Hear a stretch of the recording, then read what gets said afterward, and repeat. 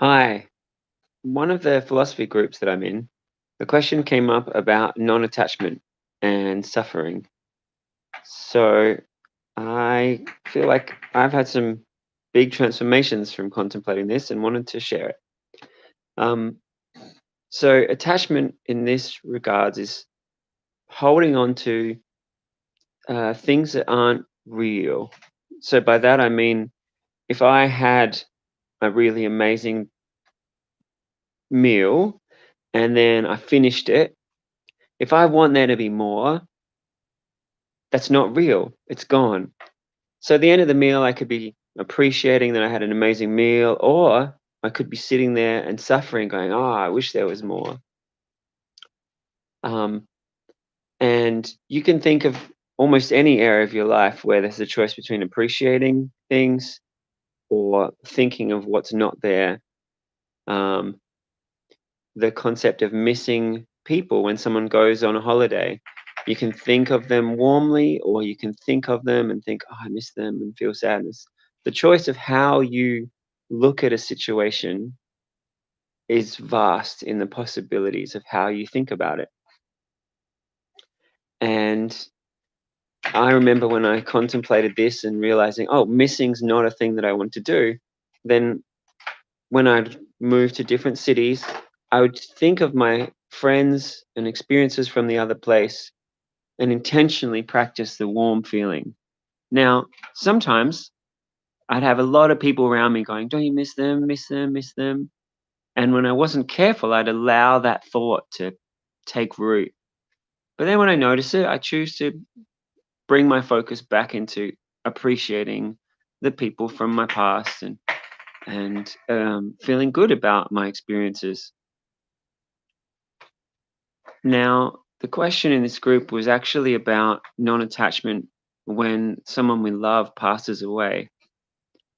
So I want to illustrate, you can imagine someone where who loses someone they care about, who goes into deep despair, it's just focusing entirely on the worst possible ways to think about it.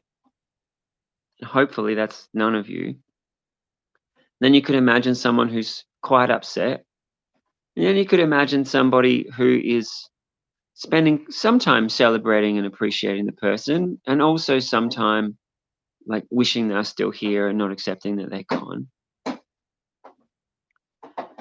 And hopefully you could also imagine a well-trained mind that puts all of their time and energy into celebrating the wonderful experiences that they had. So one way I like to think about that is, if you're going to have this person's memories for the rest of your life, how would you want them to be? Do you want them to be heartwarming and a source of joy? That's how I'd want them to be. And so as soon as possible, I try to remember the person from that lens. I had a really dear friend pass away, and it was my job to ring up everybody and let them know about the funeral, and etc. And so I stepped into the role of wanting to comfort everyone I spoke to and celebrate how amazing this friend was. And that made me step fully into this idea of celebrating what an amazing being he was. Um, Now, when I first heard the news, I didn't believe it and was freaking out. I was angry. So I'm not a perfectly trained mind, but within a couple of hours, I'd reminded myself, be present with what is, be as amazing with what I have as possible. Plus, I was forced to do that because I wanted to bring comfort and peace to others. So I also like to imagine, if I trained my mind to be more instantly mindful, that I would have stepped into that presence faster. So yeah, to summarize, The idea of attachment, at least in this philosophical approach, is when we're holding on to things that aren't as they are.